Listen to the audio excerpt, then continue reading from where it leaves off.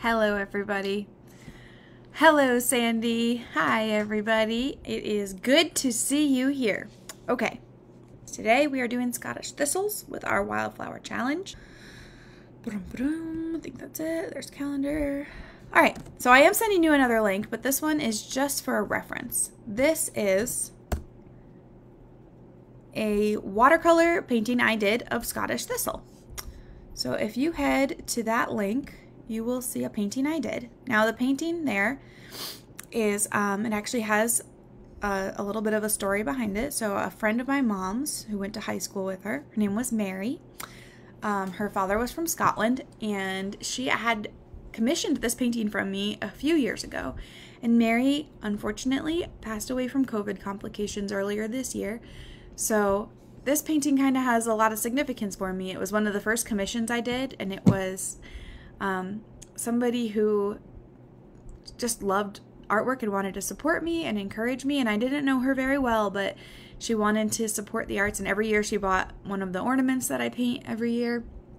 And she is just the kindest, sweetest woman. So that is what Scottish thistles will always remind me of. And I'm glad that she had it framed and hung in her house for a couple years. And I know that she really liked it. She would write to me sometimes and tell me that she really enjoyed looking at that painting, and that it brought back good memories for her. So that is what thistles remind me of. And like so many things, it is a reminder that life is short and we should do things that are good for us and things that we enjoy. And just like Cass said, enjoy my family. I will. I love my family. I love spending time with them. And art is a really good expression of that. Learning how to draw and learning how to watercolor, I've heard from a lot of students throughout the last few years that it's something they always wanted to do and they didn't make time for it. And so I am so glad that you're here and that you're making time for it and that you're investing in this opportunity to grow your skills and you know, being a creative person, it's good for you to create. It is good for us, our hearts, our souls, our minds. It's good for all of us. So all of that being said, let me switch my camera angle and we are going to work on some thistles. So a thistle, as we know, it's good to break things down into their component parts. Sandy, I'm so glad that you're drawing along with me. So a thistle has some odd characteristics to it. We're going to focus first and foremost on the shape, and then I'm going to show you how to watercolor it, because this is a fun one to watercolor. So basically the shape is going to be two main things. You're going to have the bulb of it down here, and that's a big U. All right, and then on top, you're going to have this shape where we have this bowl. Okay, just like we talked about yesterday with bowl-shaped flowers. It's going to be like that on top. Then we always have the stem come out of the center. And they do have very pointy, kind of thin leaves. Okay, so the thing that makes the thistle recognizable as a flower is this bulb with all of the little prickly parts coming out, and then it has this kind of feathery center, or feathery top to it. Okay, and then the leaves, like I said, they can be quite prickly. So let's break this down a little bit. For our leaves, we're always going to have that center line of our leaf, as you remember. Okay, and then they're very thin and kind of pokey. So from that center line, you're just going to draw like these pokey pieces kind of coming out at angles, and you're not having the leaf be very wide. Okay, it's just kind of coming out and staying pretty narrow just along that center line. And if you do that center line in pencil, you can erase that pretty easily. Okay, so that would be a really long one. We can also have that leaf folded over if we have our center line here, because there's always that center line in it. Instead of drawing it on both sides, I'm going to go like this. I'm going to start here and draw this up just the same way I did before. Okay, and then behind it, I'm going to draw some, I don't have to follow those lines exactly, okay, but just the same kind of thing, and I'm coming down and meeting it at that point that's right there. So there you can see that we have a leaf that's folded over, okay, so we have our little shading lines here. Let me zoom in a little. Okay, and now when we draw or paint this, we would have it be a little bit darker behind this just to show that it is folded over. Okay, so we have a folded over leaf, and then there's also going to be leaves that come out of that center part, this part here, that are just very small and prickly. So you just want to have just little things. Okay, it's not very detailed or very challenging. You're just trying to show that there are some prickly leaves there, like that. Okay, so that's the first component that you should work on. The next one, and the one that's a bit harder, is going to be that bulb over here, this bulb right here. So that is going to be kind of like a big U, like this. And we need the prickles to come out of there. So I'm going to do this part in pencil, and what I'm going to do is draw some crisscross lines going around it, around this way and then around this way. So I'm going to go ahead and just add these crisscross lines, and I'm just going at an angle, at a slight curve, okay, all the way up. And then I'm going to go down and crisscross those here. And you could do a lot of these or a few of these, okay, because remember, a lot of drawing is just about that illusion. And here is the part that it's a little bit tricky to grasp on your own, but when I show you how to do it, hopefully you'll get it. We're dealing with perspective again. So all the prickly parts that come out of the center here, we're not going to see very much of them. We're just going to see kind of this much of it, just this little V shape. The ones that come out of the side, we're going to see a lot more of those. So if it's coming out over here, it's going to be like a full little prickle, or out of this side, a full prickle. And then it's gradually going to come down to that shape, okay, as you work your way across the bulb. So I'll zoom in again because I'm using a finer pen now, because that's just it's gonna look better. Okay, so we have our prickles there, and then the other thing to remember is that if they're at the bottom, they're going to be going down a little bit. Okay, so even as they get smaller, they're going to be going down a little bit, and at the top, they're going to be going up. Okay, so we have lots of things to remember as we work on that. But if you master your little prickly pieces here, your whole thistle is going to look better. So let me show you what I mean. We're going to do it wherever these lines crisscross. We're going to have a little pricker coming out of there. So over here, where it comes out of the side, it's going to be facing up. Down here, it's going to be facing down, and that's where it's going to be the longest. And so as we come to the center, like right here at the center, it's going to be pretty much just coming out almost straight, and then we're slowly going to increase that until we get up to the top like this. Okay? So we're going to come out like that. Like that. All right, so they're all roughly the same length, but the angle of them is starting to change a little bit as we work our way down.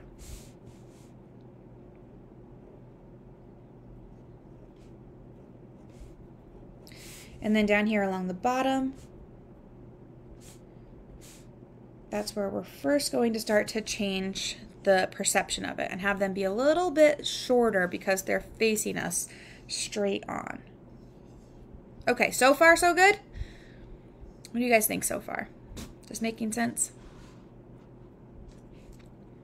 If you don't want to type a comment, you can give me a thumbs up. I'll see that come through. Okay, I saw a thumbs up.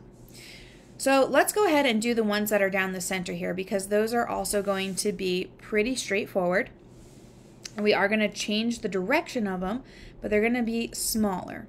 Okay, so at the top here, we're going to see just a little bit of that one and start to have it kind of come down, change the direction of it. So these are just little V's that are going to come out, because we're not going to see too much of that center one, because it's coming straight out at us. And then you can kind of pick and choose which way you want to go, but you're doing it wherever these lines crisscross, and these are going to be a bit bigger. Okay, you can kind of change the direction where you think it's appropriate. And then over here we have the bigger ones still.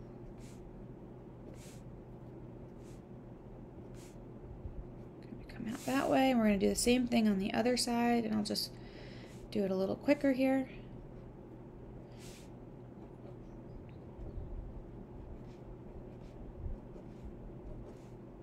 Okay, now you could leave it like this, okay, and just have it be like that, but if you want to add a little more detail, you can also start to add just little lines or little prickers along these lines. But just, you know, having those that are, the perspective is done correctly is going to make it look a lot better. And just remember to go up and down both of those lines. Okay, and this kind of mimics that spiral. And normally I wouldn't spend so much time on this detail, but this is really what makes your thistle look like a thistle. People know what they're looking for. So you can fill that in, and then when you're done, you erase your pencil lines. Cass says reminds of her spider legs or a pineapple. And yeah, pineapple has the same spiral to it. So does the center of a sunflower.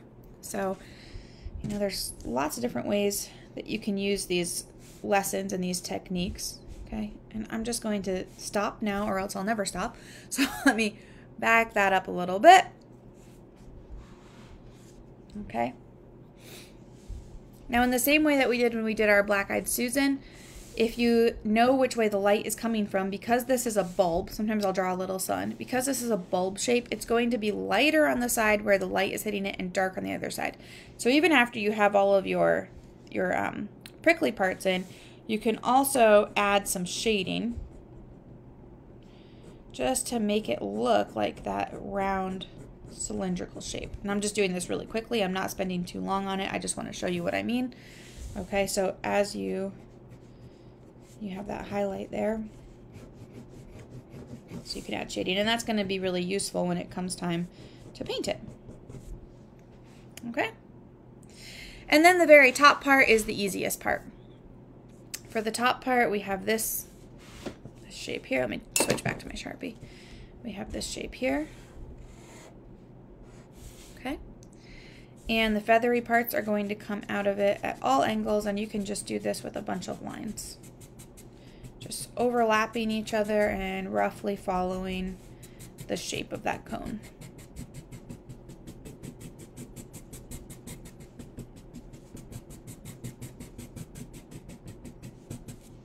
Okay, so there's all the component parts of our Scottish thistle, and now we are going to paint it. Okay.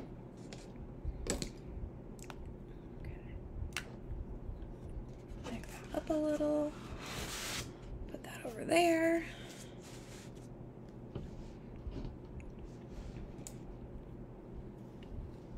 Okay. So I'm just going to sketch out those basic shapes in pencil really quick, just so we have a general idea of what we're following here. And that's going to be a bulb shape here. And I can see that. I'm not sure that you guys can see that because that is very light, but that's okay. I'll have the stem coming out. And then I'm going to have this shape here on top. Okay, so what we want to do when it comes time to do the prickly part here is I'm going to go ahead and just fill that shape in with water. And the same way that I was just talking about the highlights and lowlights, using our shading here is what's going to make this look like it has a 3D shape. So it's going to be darker on this side than on this side over here. Okay, so I want it to be the same shape on both sides. This, and it can come up into that a little bit, and then just dry my brush off and kind of pick up some of that extra paint so that I get that nice, I'm going to make that a little bigger.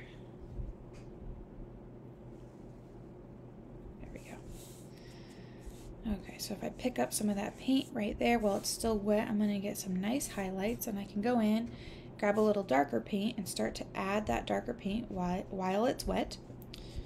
Doing that wet and wet technique. Okay, and I want it to be a lot darker on the bottom where the light is not going to hit, and on this side, because I'm pretending the light is over here. So you can already see, right, that I'm getting that shape, and that's just from the contrast and changing the highlights and the shadows. Okay, so I just put a little bit of Payne's Gray into my paint, and I'm just dropping that in, and I'm letting the water do most of the work. Okay, but where I really want it to blend, I can take a damp brush and just make these little circles in here and blend some of it. And honestly, I'm pretty happy with that. I'm gonna put just a tiniest bit of darker paint over here again, like this.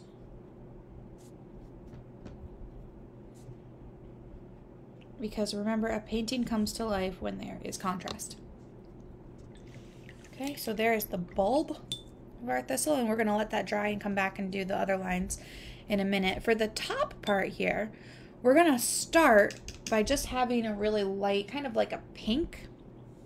Okay, I have just a pink mixed up here. And we're gonna draw that bulb in just pink and just have it be this loose blob shape, okay? Because that's gonna be underneath all of the little feathery thistle things we draw, so that's gonna give it some nice background shape. All right, so that's all we need for that for right now. And while this is still drying, let's do a little bit of the stem work. So I am using my Rosemary & Company number 5 spotter brush. And I use this brush quite a lot. This is either my second or my third one of these brushes because it is synthetic, so I'm pretty hard on it. But I do like these brushes. So we're going to have that stem come right out of the center line. Like that. Come off to the side a little bit. And, you know, thistles have lots of different flower heads on them and things. So you could do lots of thistles and have them connect. You know, you could have lots of stems over here and have lots of thistles and make a whole painting out of it, and that would look really pretty. But for right now, we're just going to stick with this one that we're doing. And let's go ahead and draw some of the leaves out of there with our brush. So we are going to have a leaf that comes out of the center like this, out of the center stem. And remember, we just want this to be kind of pointy. So you're just going to draw out those lines like this. We're not doing that big push and pull thickness the way that we did yesterday. You could do that a little bit, but mostly we just want those prickly lines coming out. And of course, we also have leaves coming out of the back. You don't want to forget to have your perspective and out of the front. Okay, things don't just come out of the stem sideways. And then we're going to have a bigger leaf down here in the same way that we have that center line. You can kind of copy that and then go ahead and using lots of water and paint, I'll just draw the outline that I want here. Okay, and then just fill it in while it's still wet so we don't get any hard edges. And drop a bit more color in there just to give it some variation. Some shadow, because remember, we want contrast in things. And I think I'll just have a little one coming out of the back area, and I'll make that a bit darker because we'll just say that not a lot of light is getting back there, so I'm going to have that be a little bit darker.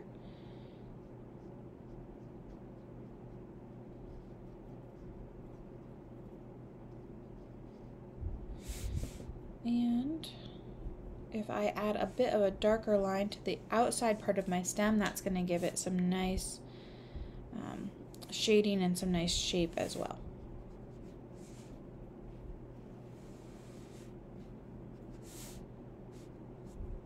Okay. I haven't looked over here in a little bit. Let's see. Any comments? Oh, no comments. You guys must be focused. I like that. All right, so let's go back up to here. And this is mostly dry. And what I'm going to do is grab a detailed brush here. I'm going to grab this detail brush. And what I would like to suggest is that you have a range of different purples and pinks mixed up for this, because that's what's going to make this feathery part look really neat. And you can practice these brush strokes if you need to. They're very light and very feathery. You're not putting a lot of pressure. You're going to just change the angles on them a little bit. And you're going to be going over this pink part. Now the reason, of course, we want the pink to dry is so that these colors don't all bleed together. And you want to have lots of colors in this part. You don't just want to have everything be purple or the same shade of purple. You could put a few blues in here, some pinks, Okay, so just do one color at a time, and of course the color will change depending on how much water you have in there. And you can also make it a bit darker on this side because the light isn't reaching there. So just have a few pinks and purples mixed up, and then you start doing this feathery stroke. Okay, now let me hear from you. Are you guys following along so far? Do you like this one? I think that painting thistles is really fun because it's a flower that once you break it down, it's pretty easy to paint and draw, but it looks complicated. And so it makes you feel pretty confident about your abilities, I think. Okay, so we're just going to fill this in little by little with these small strokes, these little feathery strokes. They can overlap, they can overlay. Okay, you can have some dark purple in there. You can have some blue, some pink, some red. Have them going at all different directions. Okay, so hopefully you can start to see how this is getting built up. And you don't want to have too much water on your brush at this point, or too much liquid.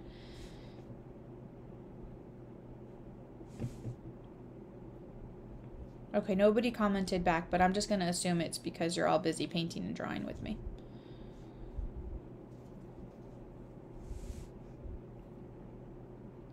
Okay, Jean said she loves it. Good. That means you guys are still with me.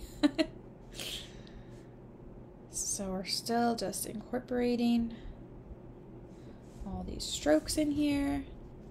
I'm going to put some pink in here also. It's alizarin crimson.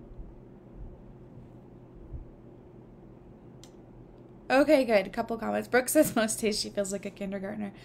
Yeah, I hear you. You know what I found yesterday? Remind me to show you at the end. I found a picture of some of the first flowers I ever painted a few years ago. And my friends, they are bad. It is not good artwork. But I gotta show you because it's also kind of funny to see. I remember being so, like, careful trying to do it just right, and it never looked the way I wanted it to look, but I promise you it is just practice and you will get there.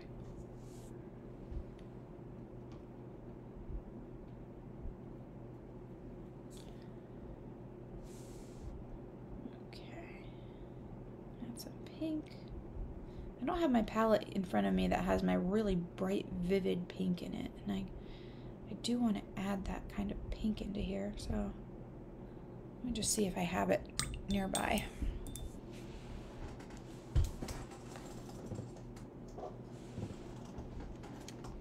I'm not sure this is it. Let me see. Nope, that's alizarin crimson. Oh, there we go. This pink is super bright. So I'm just going to throw some of that super bright pink into here. And when you do this, you know, hopefully you can see that the shape under it that we did, that pink blob, it does give it some structure, and that actually turns into the highlights of it because we have so many little prickers coming out of there. Sandy says, I've been seeing thistles on the Texas roads lately, wondering how to paint such a complex flower. Yeah, it is. It's a hard one to see, but hopefully that's one of the things that we're all learning here together, is that you can break down each flower into separate parts and make it definitely more manageable. Okay, and so now we're just going to go on to this part, and I'm going to simplify it a little bit. You could make it very difficult on yourself, and I will show you how. Not difficult, but just time consuming. So if you did the thistle parts where you have your thistle coming out like this, okay, now on each thistle you could do highlights and shadows, and that would make it look really good. So you would have it be a bit more of a yellow green on this side to show you the highlight, and you would have it be a darker green on this side to show you the low light. So hopefully you can see in that, I'll zoom in for a second, hopefully what you can see there is that you could be very complicated with every single little thistle-y part that we're about to put there. I am not going to do that because I would be here all day, which honestly, I have done that before and it's fun to be here all day, but I do have to have lunch pretty soon. So what I'm going to do is just grab this kind of neutral green, and I'm going to still make these brush strokes with my little brush, and I'm going to remember, if you want to, you could do very light pencil lines over here, but I'm just going to do it by hand and just kind of remember the way that we had our thistles. So remember the shapes, they kind of came down like this here. And of course it was much shorter there in the center. And that kind of gives us those guidelines that we're always talking about, just by having the paint in different parts and knowing what you're working towards, you know. And then you could work on it up in a spiral. Remember to change the direction of things. You could spend a long time doing this. A long time. But I'm just giving you the tips for how you can start to do it, and then you are welcome to spend a very long time on it if you want.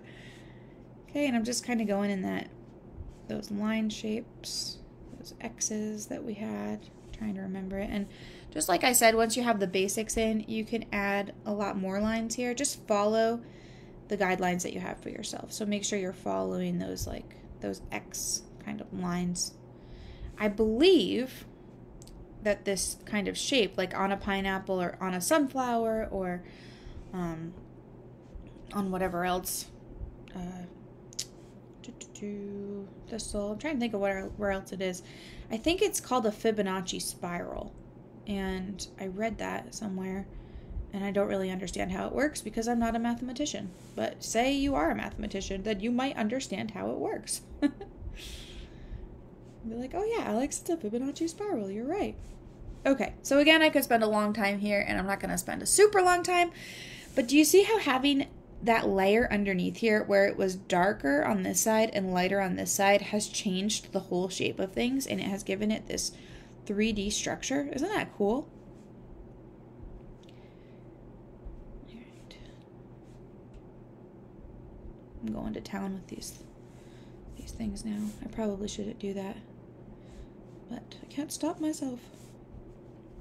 Okay, the last thing I'm just going to show you here is you could add detail lines to your leaves with that same detailed brush, and we're using that wet on dry technique, like so. Boom. Okay, so there we have it.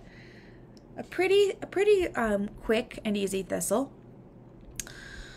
And you know, the same way that we break down the parts when we're drawing, it's good to break down the parts like that when you're painting it also. It gives you a whole other look. Now, what was I going to show you? Oh yeah, I remember. Okay, let me flip this back. Hello. Flip this back around, and I have a screenshot here that, let me find this real quick because this will make you feel great about yourself. Let me see here. Okay, so here are some of the first flowers I ever did. There is a messy palette. That hasn't changed at all. And it says that I posted this on May 23rd, 2015, before I had a watercolor account or anything. This was literally some of the first things I ever painted, and it's pretty blurry, but I hope that you can see that it is not very good. Okay, that was not bad. Well, it's not good either. This is backwards. Okay. Here's a bouquet. The first bouquet I ever painted. So, I'm self-taught. It's a lot of practice and a lot of observing how people paint and a lot of learning from other people and watching these tutorials. And when I get ready to do this membership thing that I'm so excited about, it's being a part of a community like that. Join the free Facebook group and, you know, post your things there. But hopefully you are getting the idea that you can paint, you know, and you can draw, and it isn't going to look exactly perfect the first few times you do it. It's going to be messy and not like the most amazing thing you've ever done, but you just keep practicing, you keep working on it, and it'll be good. So, are there any questions or comments or anything that you guys need before I sign off for today? Okay, bye!